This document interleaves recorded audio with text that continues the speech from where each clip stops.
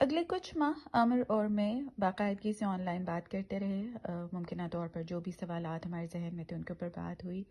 ایک دوسرے کو سمجھنے کی ہم کوشش کر رہے تھے, ایک دوسرے کی شخصیات, ہمارے خواب, ہمارے گولز, ان کو سمجھنے کی کوشش کر رہے تھے. میں یہ سمجھنے میں زیادہ وقت نہیں لگا کہ ہم ایک سے ہی ہیں دونوں.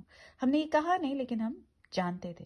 مجھے یاد ہے میری سہیلی نے مجھ سے پوچھا میری منگنی کے بعد کہ وہ کون سا لمحہ تھا جب تمہیں لگا کہ عمر ہی ہے میرے لیے. ویسے تو ہماری محبت آہستہ آہستہ پروان چڑھی, لیکن اس سوال کا جواب میں جانتی ہوں, اور جواب کافی مزیدار سا ہے, بے وقوفانہ سا ہے.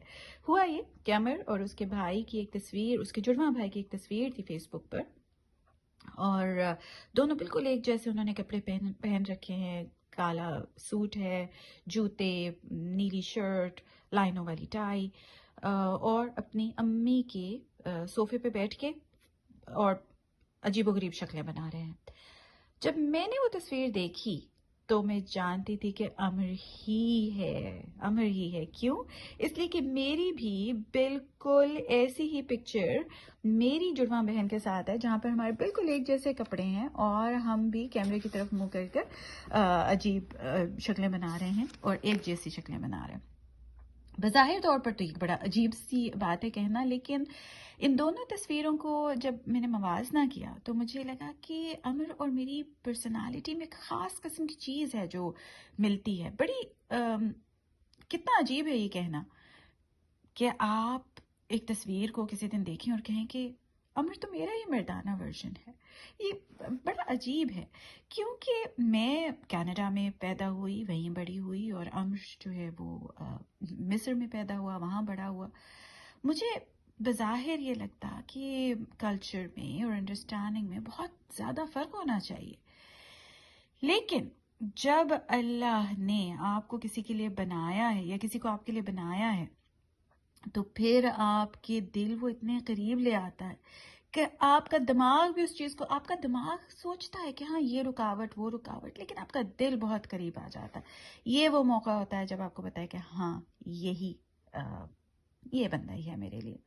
میرے والد نے اپنے بھائی یعنی میرے انکل کی بات تو سنی تھی عمر کے لیے, اس کو مانا بھی, اس کو کنسیڈر تو کیا تھا, لیکن پھر بھی وہ اپنے طور پر بھی عمر کا بیک گراؤنڈ چیک, اس کی جن لوگوں سے وہ ملتا ملاتا تھا ان سے پوچھنا عمر کے بارے میں, تو وہ اس کی پرسنالٹی, اس کی اقدار, اس کا دین کی طرف رجحان, یہ ساری چیزیں وہ پوچھ رہے تھے. میں اور میرے بہن بھائی ہمارے ابا کو چھلنی کہا کرتے, کیونکہ ان کا جو یہ مہارت ہے سارے لوزرز میں سے بہترین اپنی بیٹیوں کے لیے بہترین لڑکے, بہترین خصوصیات والے لڑکے چننے کی, تو اس لیے ہم ان کو چھلنی کہا کرتے تھے.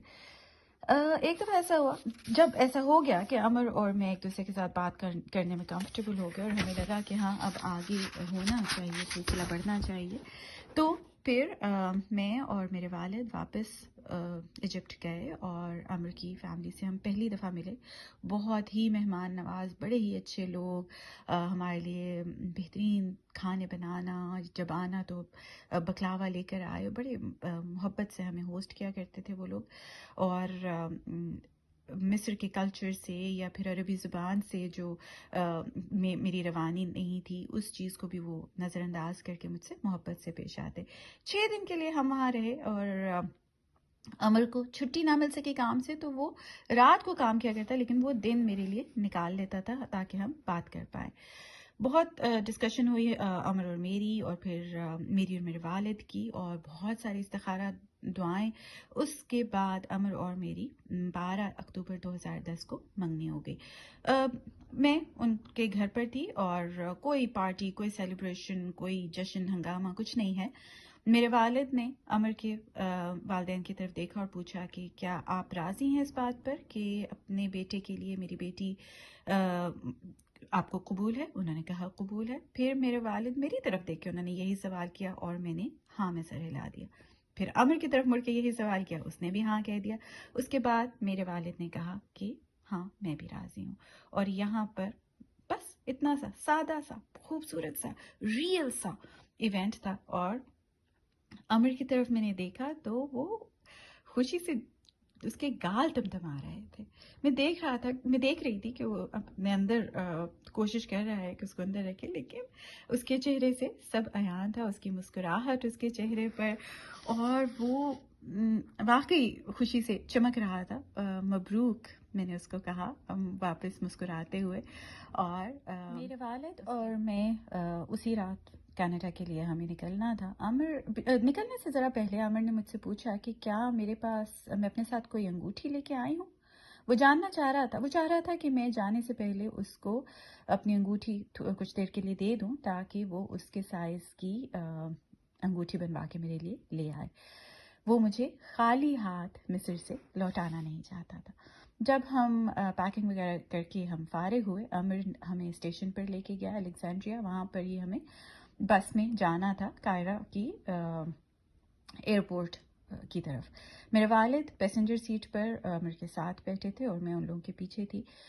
ریئر ویو میرر میں میں نے جب عامر کو دیکھا تو میرے دل میں بہت سکون تھا. کوئی انگزائٹی، کوئی پریشانی نہیں، بس اندر سے ایک دعا تھی کہ اللہ سبحانہ تعالیٰ ہمیں بہتر لوگوں میں، ایک دوسرے کے ساتھ، ہمیں اچھے لوگوں کے ساتھ ہمیں آگے بڑھائیے گا.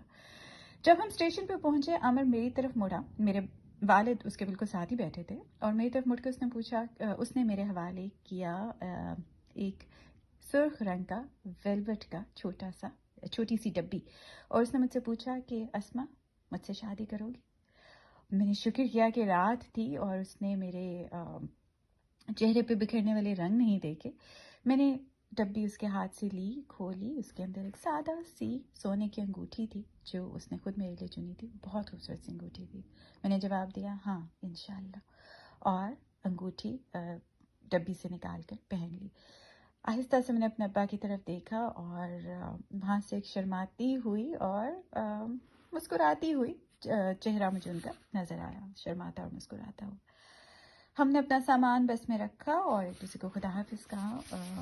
باقی کا سارا ٹائم اسی چیز میں گزرا کہ اب پچھلے 6 دنوں کی ایک ایک لمحے کو اور ساری گفتگو کو اپنے ذہن میں دوبارہ ری پلے کرتے ہوئے، اس کو سوچتے ہوئے سارا وقت گزرا، اور ظاہر ہے اپنی انگوٹھی کی طرف